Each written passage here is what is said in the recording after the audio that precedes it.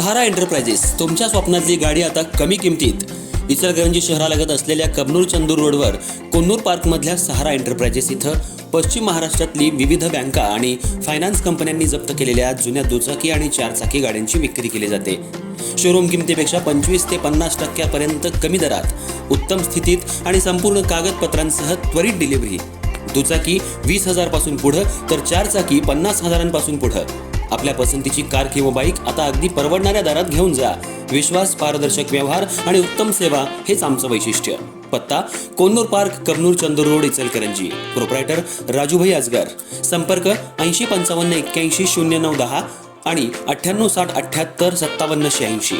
सहारा enterprises, दर्जा, विश्वास आणि बचत यांचं परिपूर्ण ठिकाण.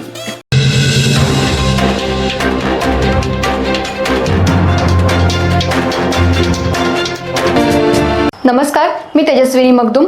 एम मराठीमध्ये आपल्या सर्वांचं स्वागत आहे. पाहूयात ठळक घडामोडी. इचलकरंजी कोल्हापूर रोडवर रुई फाटा इथं एक भीषण अपघात झाला. कोल्हापूरहून इचलकरंजीच्या दिशेनं टाटा पंच येत असताना रुई फाटा इथं महेश पेट्रोल पंपाशेजारी असलेल्या महेश राजपूत यांचा गाडीवरचा ताबा सुटल्यामुळं रस्त्याकडे असलेल्या टपरीत गाडी घुसल्यामुळं तिघेजण किरकोळ जखमी झाले. जमलेल्या जमावानं गाडीची तोडफोड केली. या घटनेची नोंद हातकणंगले पोलीस ठाण्यात झाली आहे. इचलकरंजी कोल्हापूर रोडवर अपघाताच्या प्रमाणात मोठी वाढ झाली आहे.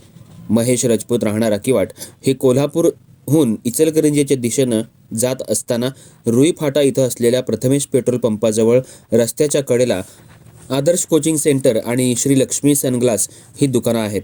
टाटा पंच गाडीतील महेश राजपूत यांचा गाडीवरील ताबा सुटल्यानं गाडी ही रस्त्याच्या कडेला असलेल्या या सगळ्या दुकानात घुसली आणि या ठिकाणी गणेश गायकवाड हे सचिन पंचर सेंटरमध्ये आपल्या गाडीचं पंचर काढत होते, तर त्या ठिकाणी अन्य दोघे त्यांचे मित्र रवींद्र पाटील, विनायक मसाले टपरीवर बसले होते.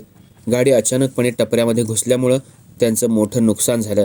यामध्ये आदर्श कोचिंग सेंटरचं संपूर्ण नुकसान झालं. या ठिकाणी काम करत बसत असलेले महेश गायकवाड यांच्या पायावर गाडी गेल्यामुळं त्यांच्यासह तिघेजण जखमी झालेत. हे जखमी झाल्याचे पाहताच नागरिकांनी या सर्वांना उपचारासाठी रुग्णालयात दाखल केलं. अपघात होताच शेजारी असलेल्या नागरिकांनी गाडीची मोठ्या प्रमाणात तोडफोड केली, तर गाडी चालक महेश चव्हाण यांनाही किरकोळ दुखापत झाली आहे. हा अपघात झाल्याचं समजताच घटनास्थळी बघ्यांनी मोठी गर्दी केली होती.